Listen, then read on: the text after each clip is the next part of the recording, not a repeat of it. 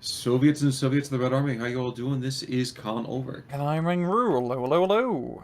And folks, we are back with more Red Storm 44. Today, we're actually on Babur, which is kind of nice because we haven't seen this map in a while. I'll tell you who we have seen. We have seen these players before, but Rang, what do they bring into the fray? On left-hand side in blue, we have Jardaboj playing Group Hartnig with a balanced income. On the right-hand side in the red, we have GreenHD playing 9th Mechanized with a V for Victory income. So you and I were discussing both these divisions before we went live here.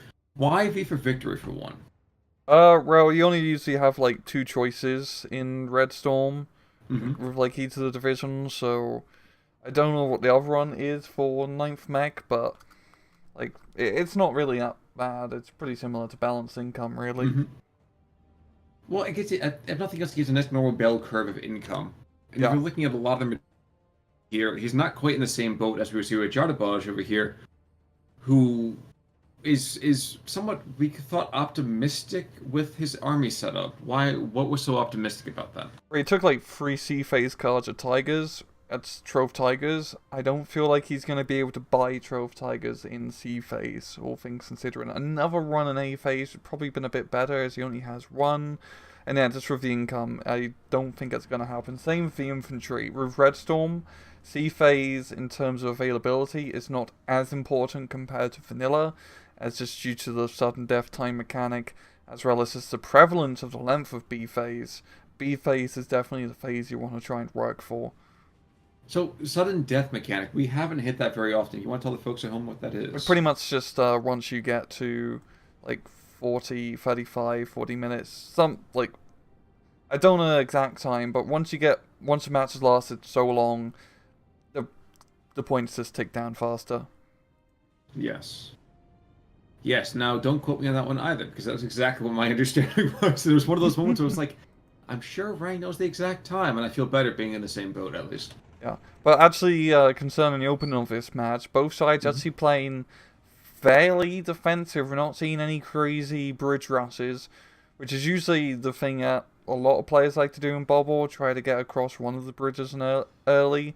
We are seeing on the Ballsack Island, rather, Green HC going to be pushing close quarters with some after Machikis, which, once again, SMG troops in Forest, pretty damn deadly.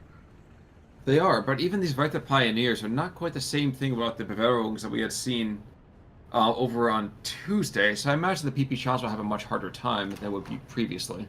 Yeah, with 3 of them in the Forest, that is definitely...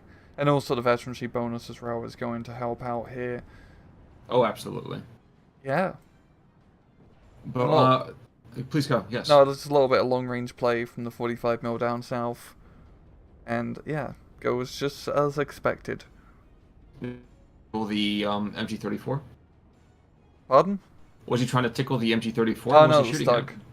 Ah, yeah, that generally is only going to have one way of going through it. BF-109, in the meantime, makes a gun run at the Dushka and somehow manages to put the bombs on the wrong side of the road, so... I guess we now have an answer to the age-old question of why the BF-109 crossed the road. The bomb the other side. Exactly right. Exactly right. You thought I was making a chicken comment there, but that would have laid an egg. Um, Looking elsewhere, Dushka now making a rather big push. And I say big, but for when you have a simple 500 rounds of 12-7, you're not there to be a frontline unit. No. We're actually going to be almost knocking out the off clear, yeah. And here we go, we got the forest fight going on between the Pioneers and after Machikis and Zaporis. This could go pretty deadly to either side. That's true, but you have to remember, as a pioneer, only they can prevent forest fighters. And the Superiors, actually, I feel like the Superiors being up front, I think this is exactly the squad you want to have up here. Just as a quick reminder, these guard troops, insane kind of bumps behind it. So 12% stress resilience, it doesn't seem like much only having that single bit. But that 12% is pretty much kind of throwing in another officer, and we do already have Combarati right behind it. Yeah. So, Yeah, the Pioneers are actually falling back for now at least, so Green HC is getting the better of this engagement. They're actually going to be flanking around a bit with the Duska, trying to get some eyes on to any of the infantry if they retreat out into the open. And he's managing to pick him off run by run, which is exactly what you want to be doing in this scenario. Very true. Now, kind of funny, we see a really early Tiger. And thankfully he's been brought in to fight that most hideous of beasts, the Dushka. Terrifying. Absolutely terrifying. I'd surrender. Yeah. I mean, a Dushka by itself is already pretty scary, but on an American car, scarier. Indeed. And this forest, yeah, geez, this forest is going badly. He is helped by the fact that this northern, let's say, position for the hillside, not really the most intently held. And indeed, it's not even the most active of defenses. It's just kind of like very anemic. It's just like this hand wave that kind of happens instead. Yeah, yeah. But yeah, the Tiger being brought in, I don't know if he's really going to be able to do too much here. I mean, he can kill the scary Dushka, of course, but I mean, it's a very infantry-focused fight, and I feel like he needs to just slap in some more CQC infantry to fight over said forest. But he doesn't have he has a decent amount of A-phase infantry, but not a whole lot. So I feel like by the end of A-phase, he's definitely going to be struggling a little bit, especially now because he just brought like almost half of his infantry to just try and secure his northern flank. But then, looking at what he's up against, he's not going to have perfect parity because what Soviet division is, equal to a German one in terms of numbers. But flip that around in terms of the magnitude here. Yeah. Because so much of this is going to usually be how quickly can the Soviets work away at the German ability to resist. And that's as the Germans, that's what you have right there. You have the air power to come in. You have the tanks to kind of offset that issue. So I guess it's usually just a question of how can you best kind of stem the bleeding. Yeah, it's just the classic quantity versus quality argument, really. I mean, the Tiger here can pretty much knock out all of the armor GreenHD can essentially bring in, but it's just getting it into a good position. And Jardaboj is a lovely bombing run with that BF 109 clearing out the forest here, so I mean, with the infantry reinforcements being brought in, he should be able to push pretty deeply back into here. You got those guard superiors, yeah, but those guard superiors are really just an excuse to throw a satchel charge because the main equipment of just 9 Mosins is not that great. No, it's not. And I guess honestly, between the Sturmreiters, I don't know that that's going to go much better. No, yeah, the Sturmreiters are pretty nasty, as it's a pretty beefy STG squad, yeah. Yeah, I'm showing the people over here as well. Plus 10 accuracy, 15% rate of fire, 50% stress resilience. Yeah. Yeah. Pretty nasty. Yeah. And we're gonna see that first thing actually happen over here. And Jesus, Panzerfaust on them too, which I kind of forgot about. But I'm pretty sure if those, 85s and the 76s get closer, they're gonna find out pretty darn quickly. Yes. I do want to see this first engagement. Yes, sir? Now, this is going to be pretty interesting for the Tiger here because, I mean, he can knock out most of the armor, but that T-3485 does have, the capability of pretty easily knocking out the Tiger if he does get close. But here comes another bombing run, and by God, these BF 109s have been absolutely killer. Yes, they have. And he killed. It was the proper target, and everything. Yeah, like knocked out the 85, so now the T-3476s can't really do too much against any potential Tiger threat, but Jardaboj has been very cautious of how he's moving his Tiger, and by cautious I mean not moving it at all currently, because I don't think he has very good eyes on to really judge and where you want to move it. But that's the thing though, is like you don't want them to be scout tanks. They are not scout tanks. They should never try to be scout tanks. Oh, I must have been doing it wrong. I'm going to go and battle tech. You're not driving an Atlas, my friend. I was just doing my Steiner, scout launch, It's like 2 Atlases. King Tigers, a Tiger and a Panther. I mean, the Panther's technically a recon tank. That's true. That's true. At 35 tons, that's absolutely true. This one doesn't have a PPC. No. Now it's not a 35. It's not a 35 tonner though, is it? The Panther in BattleTech or the Panther? Yeah, so that's a 35 II? tonner. Yeah, so the Panther in World War II is like 50 tons, which is quite funny when you think about it.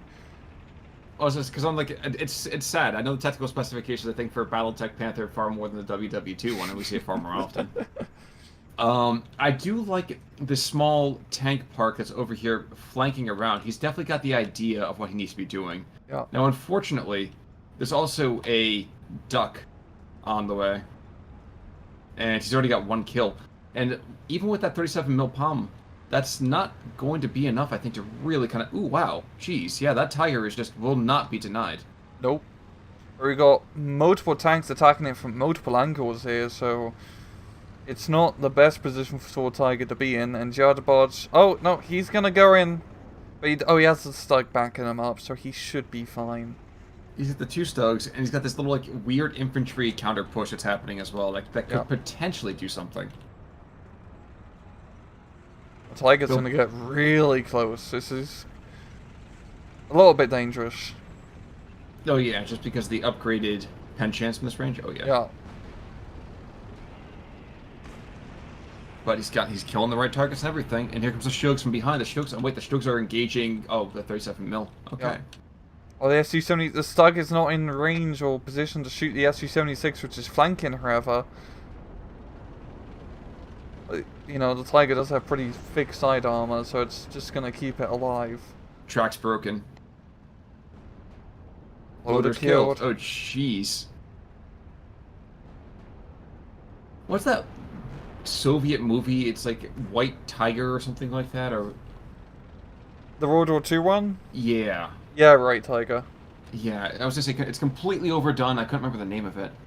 That was definitely one of those moments there. Yeah. Yeah, the Tiger just completely killing everything, and this is going pretty well for...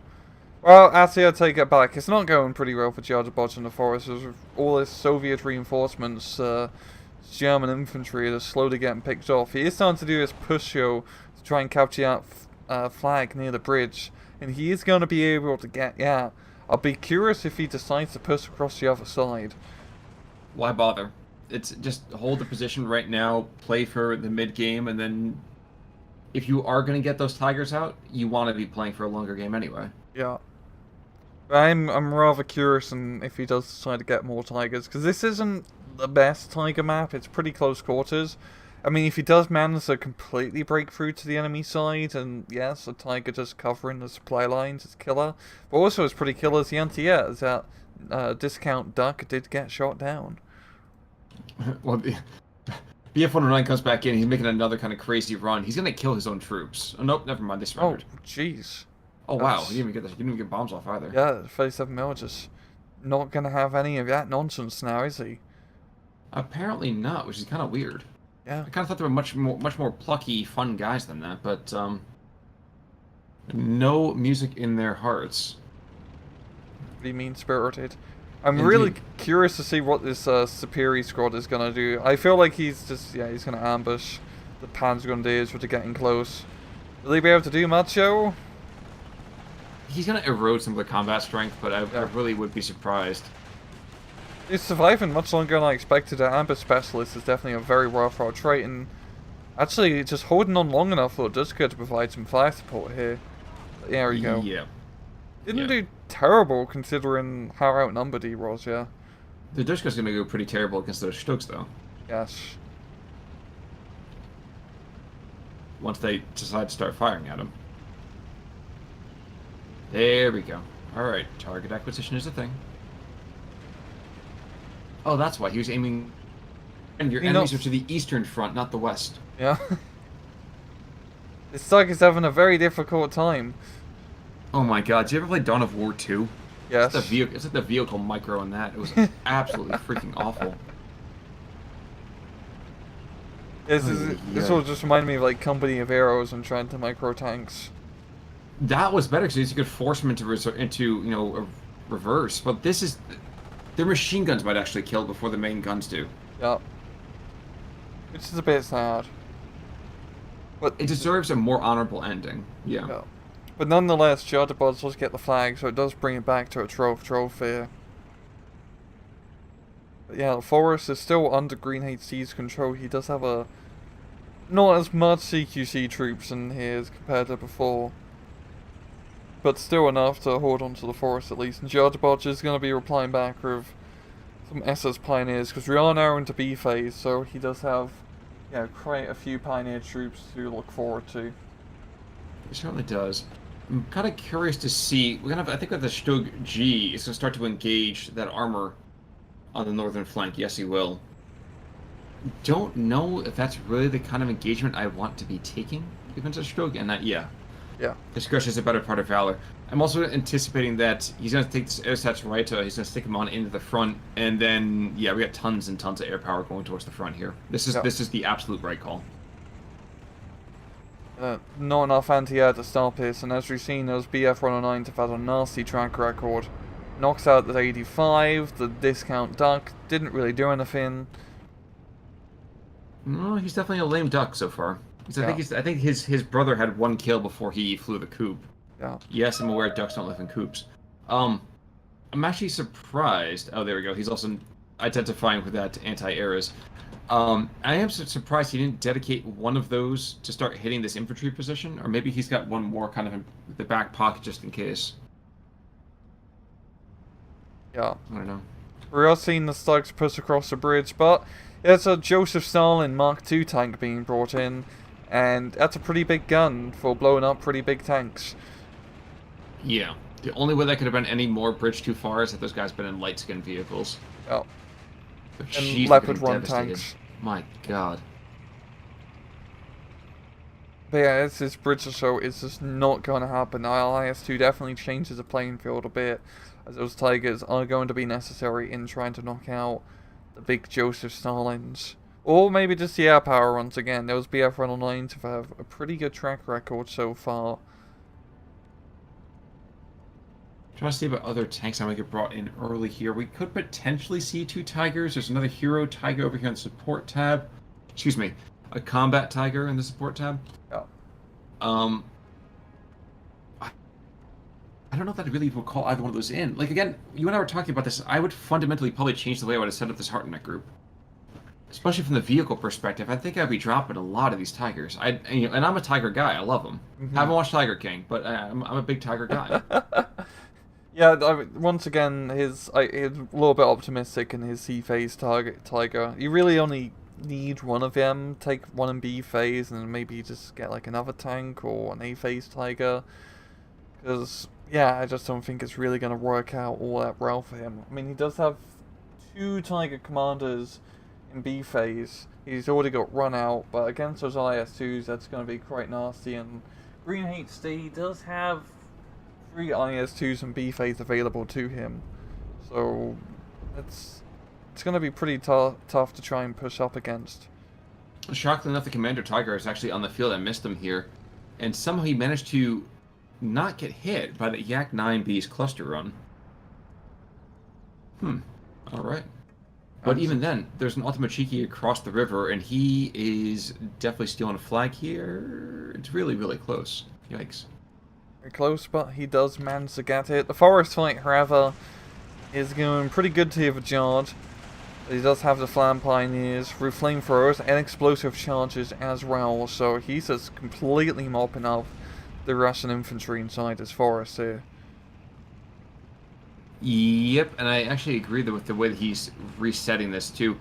Like, I would probably have the Pioneers get reloaded a little bit first before I rush in there, but I admire the optimism. But we're almost 20 minutes in, which means that we should be, at this point, in the middle part of that V for victory, aren't we? Yeah, we've got like another 11 minutes or so of B phase until we eventually hit the slump of C phase. And we're just getting through our main course right now. Well, and I think it's kind of a good thing. You know, let them clear the plate away, get the new table out. Now, unfortunately, this does mean that a lot of these Dushkas that are starting to run a little bit heavier in herds up to the north, there's got to be a break point between what Jardaboj is expecting and what he's going to do against that, because he can't let that continue to build anymore. No, it's a pretty nasty force which is starting to build up here. And I feel like GreenHD will, I mean, once he clears out this central, or if he does manage to clear out the forest area, I feel like he could do a pretty good push across the bridge and try to get back onto the outside of the map. There's really only one tiger stopping him for now. We got 2 Stugs being brought in as well, but once again, IS-2 just needs to knock out the tiger and it evens the playing field a bit. Well, where did the IS-2 go? Did he die? I'm sorry? Where did the IS-2 go? I think... Oh, he's dead! Was that from the tiger? I believe so. Damn. That was pretty good, yeah, never mind. Tiger at... I do forget the tiger at close range against IS-2s can actually... Or close range, quotation marks. I hear the air quotes there. Air quotes, yeah. You know, can't actually penetrate the armor. Yak 9B going for that tiger again. No, he's going for the... No, he kills 2 tigers. Oh. Jeez. What a bombing run, right? Yeah, he definitely paid himself off and then some. And if I was in Jardaboj's head right about now, I am cussing up a storm and I'm, you know, wondering what I did to offend the higher powers. Yeah. Damn, that's a pretty big kill. So Jardaboj only has this 1 tiger now to try and hold off his front line. Just horde, well, I don't say horde of T-34s, but there's quite a few of them, and they've got another 85 being brought in. Jard still has the Stugs available, and they can hold off quite well against the armor. Yes, but don't worry, he's got many cards over here of sea-phase tigers. That's... You better bring out like your sea-phase tigers. I mean, if you're gonna bring Trove of him, I want to see at least half. Well, there's a ooh wow, 85 already down. There's a piece of me that's wondering if he is being very, very careful with the funds that he's spending. Like banking? Yeah. Banking his points so he can rip out the sea-phase tigers and infantry. Yeah, either that or he's going to like Chuck E. Cheese and he's going to turn in all of his tickets and get an eraser. Like, it's one or the other. Do they not have Chuck E. Cheese in Canada? No, but we have like similar arcades. I know exactly, gotcha. You know, the rip-off of his tickets are... Yeah, I was going to say, the Freddy... The real world. Yeah. Yeah. Yeah, it's push across the bridge here from GreenHD has not really gone that well. Jardaboj has manned the counter-attackers from Stugs, and that's going to clear out the rest of the infantry here. So, that should even it back to a Trove once again. And yeah, everything's really happening on the northern flank. If we just look down south, it is all cries on the southern flank, neither side really wanting to make any push happen across any of these bridges, and I don't really blame him. This is the map that definitely punishes pushing like along the southern area, just due to the bridge locations. Well, other than that kind of brief exchange of fire in the opening moments, but yes. Yeah, you really just have to do you know, early A-phase rush across the bridge if you want a good chance of making any offensive maneuvers in that area. But in the meantime, we are going to see this SG continue to kind of cause some havoc along the retreating German lines. And really outside of that, what the heck is being brought in? I'm seeing another IS-2, and then another 85. I'm starting to wonder if our mechanized friend over here is starting to run a little light on AFVs. Yeah, he has lost like quite a few tanks already. He does have the C-phase card of T-34-85s to help out as well, but I mean, he's holding on to the territory at least to get that 13-11, so he can just continue just, you know, trading like this to get the victory, so to speak. But yeah, it's a quite concern. I mean, he only has 2 IS-2s left. I mean, they're not super scary at his close range as we've seen before, but you know, they still have it's still a relatively good chance of blowing up a tiger. Here's a question. There's a commandant in the south, and while we are now seeing, I mean, with God Vision, seeing some Soviets being reinforcing to the south, would you ever consider rotating your commandant north? Yes, it would mean a hefty bit of a walk, but would that be worthwhile here, do you think? I mean, literally walk this guy, you know, Oh from the yeah. southern Okay, position they're all the coming way down up. now. I was looking at the Russian side for some reason. Oh But no, yeah. So yeah, you're honestly, heading that over might here. actually be a good call, just for the better influence in the northern sector. But it would definitely be a little bit of a role for the commandant, and I think he's a bit of a lazy bugger. Yeah, yeah, but maybe get a nice staff car out there, Oh you yeah, a know. supply truck to pick him up. He can sit in with all the Yes. munitions. Speaking of Exactly. munitions, the Yak-9 coming in for a cluster bombing run. This is gonna be He's 2 more kills. Watch this. At least 2.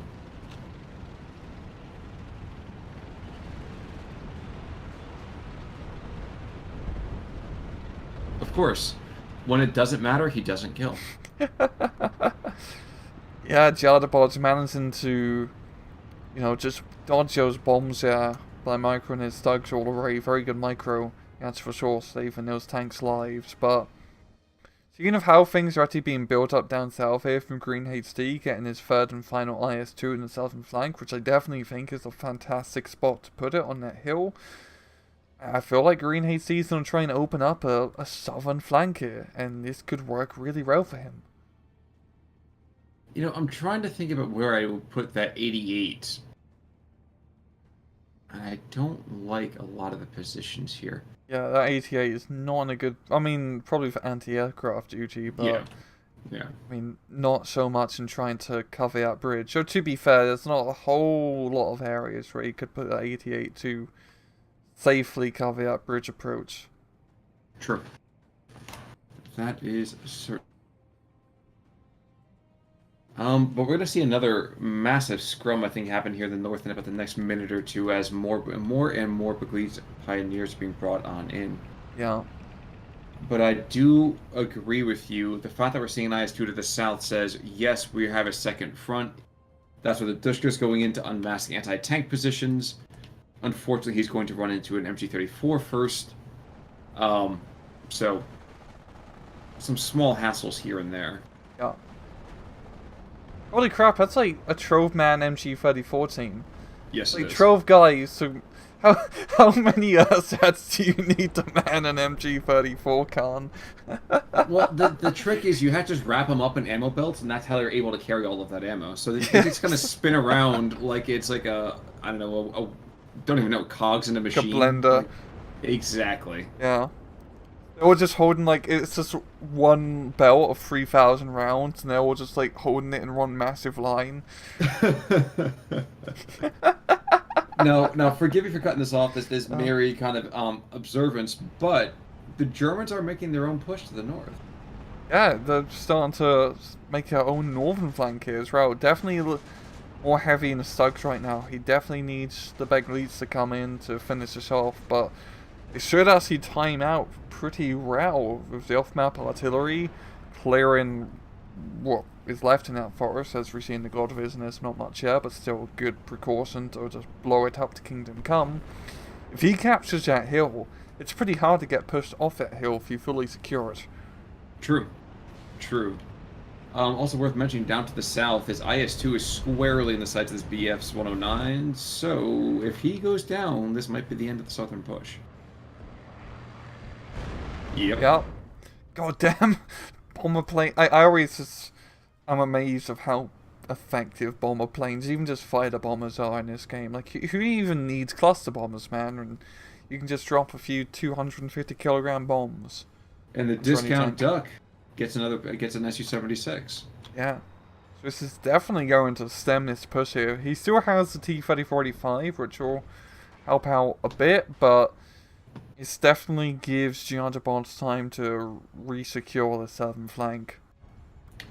There's an 85 up north, too, but there's also a Command Tiger, which is going to be terrifying, and now there is no more 85 up there. Nope. There's potentially another, a couple platoons worth of infantry.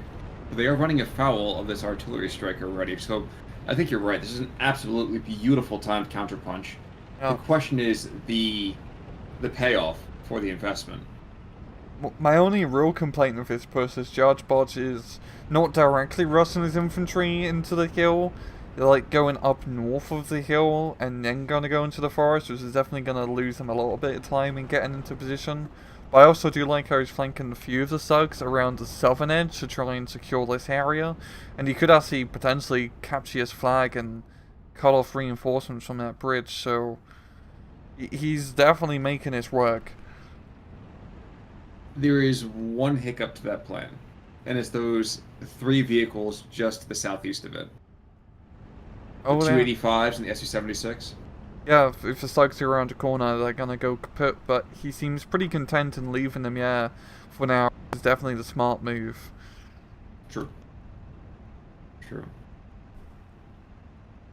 This could be a game changer, though. Yes, he is not holding the south quite as well as he had used to.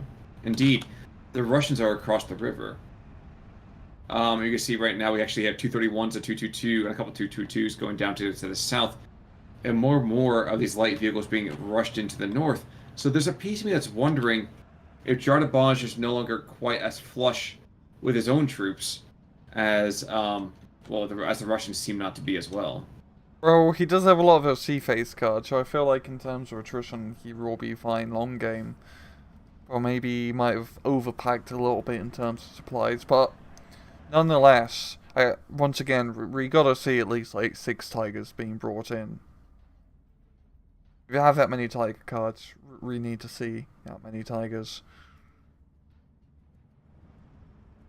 This will be embarrassing if the tiger gets brought down by the rinky-dink attentions of a superior squad, though. Oh yeah, it's very risky moving in his command, like, supreme command tiger so close to the front line here.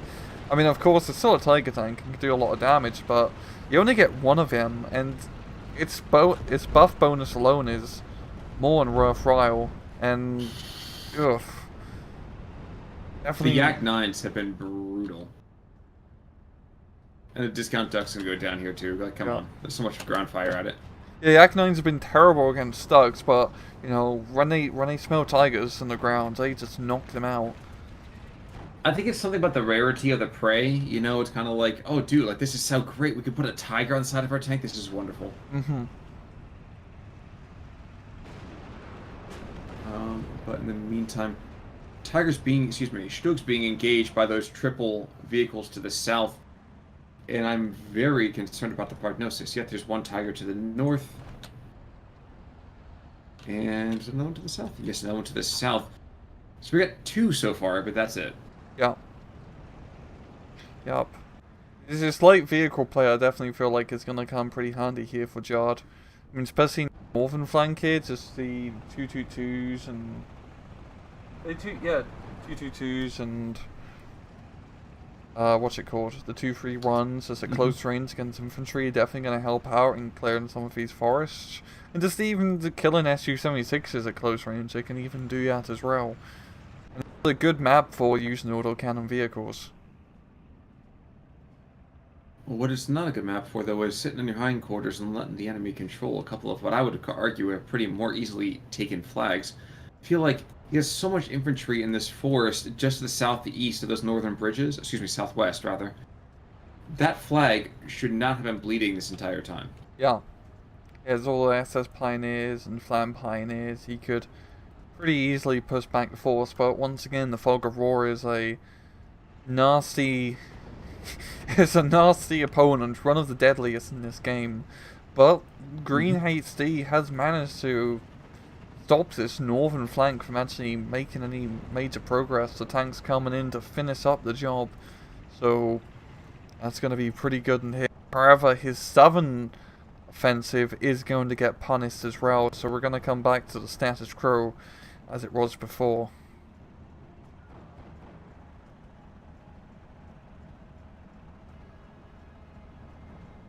Trying to think what Jardaboj can do outside of just try to bring in the victory column of Tigers. I really would have loved to see this commander rotate a lot earlier. He's not going to even still, and I know we made the jokes we did before about his lack of zest for the front lines. But can you imagine the commander even another, call it 500 meters to the north? That buff might actually be enough to completely and totally flip the contention for that forest one. I think you'd have to get a little bit closer. Well, I was going to say, look at the combat over here for the 9th mech. We have the whole idea of covering, what, 6 different squads overall. Yep. That is a completely different animal. BF-109 getting another kill. One does finally get shot down, yeah, so finally GreenHD managing to pick runoff, and Jardaboj, after securing the southern flank, is going to counter-attack, which is definitely the right call to make now. He doesn't have much time. This is the time you just attack, move everything, and just pray to God that you make some progress. Yes. Yes. With light vehicles, I mean, the T-3045 is going to be the main pain, but if he kills out, the 222s and 231s can just finish things off. They can finish things off, but already we're seeing a couple of light vehicles being taken out. Stoke G, for some reason, refusing to fire on the Converati, despite the fact that he's right in front of them. He's going for the Dushka instead. Okay. It's going to come down to the Tiger. But at close range, that T-34 is a pretty nasty Tiger killer, and yep, the Tiger is not going to push. Because there's Yak 9 right there, too, so here it comes. Here comes another guaranteed kill.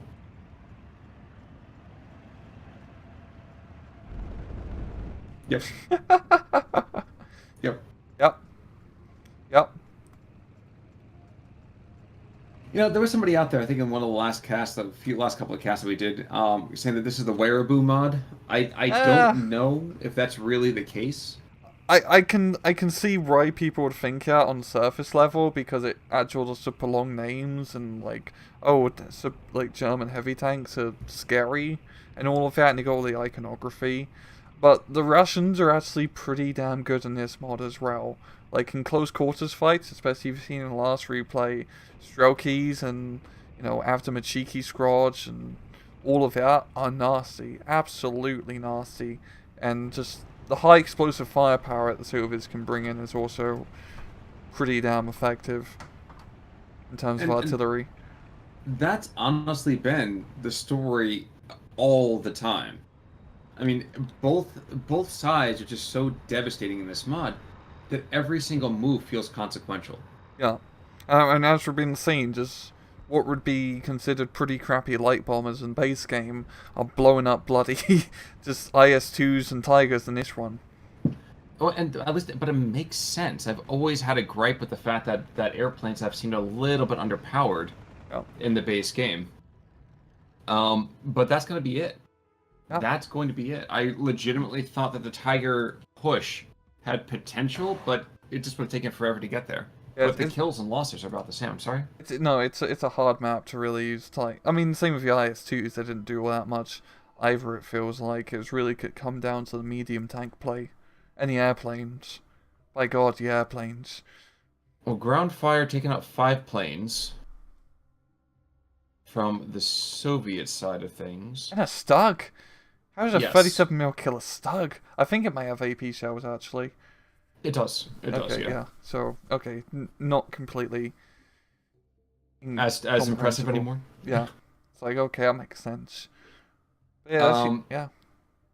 The BF-109's in the other direction. We got a couple of kills for Longamen over here. We got Discount Duck picking up a pair. Another Messerschmitt taking out 2 more. A lot of the German equipment, in my mind, did not quite get the trading power that they needed to, if that makes any sense. Yeah, it was really coming down to positioning on that map. I mean, the Stugs did do decently, as we saw, but the whole lot of T-34s and Su-76s, which are very good close quarter like tank fighting units, just work really well, and just, of course, Russian infantry close quarters are pretty damn good. I definitely felt like Jardaboj really screwed himself over in how he built his deck, just going very C-phase heavy. He needed more A-phase and B-phase units to actually get some momentum going earlier on. Absolutely. But you know what? Some days you get it, some days you don't. So it was well played no matter what in either case. Yeah. Any final thoughts, sir? Download the mod if you haven't checked it out. It's on the Steam Workshop. It's a whole lot of fun, as you see. It's very different from the base game, and yeah, you might as well. Exactly. What else are you gonna do right now, right? Exactly. What else are you going to do? until then, while you continue to ponder that, what else do you do at this turn kind of moment in your life, we're going to say goodbye. So until next time, I'm Con Ulrich. I'm Rangru, take it easy.